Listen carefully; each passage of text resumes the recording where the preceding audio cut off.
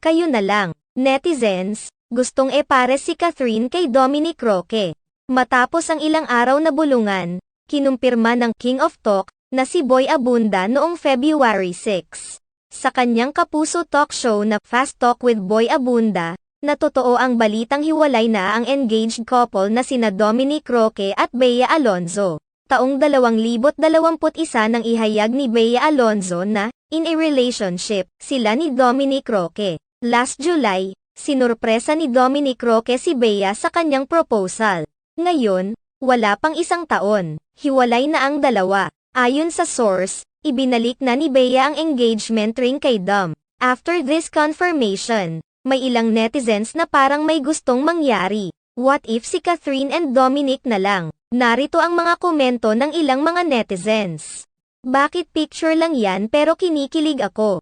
I cannot. Cat Dom. I remember sabi ni Kat sa isang interview noon, si Dom yung parang male version niya. What if isa si Dom na pinagseselosan ni DJ noon? They both deserve a better partner. Kung sila man ang better for each other, only God can make it happen. Alam ko lang kakahiwalay lang nila pero kinikilig ako sa kanila.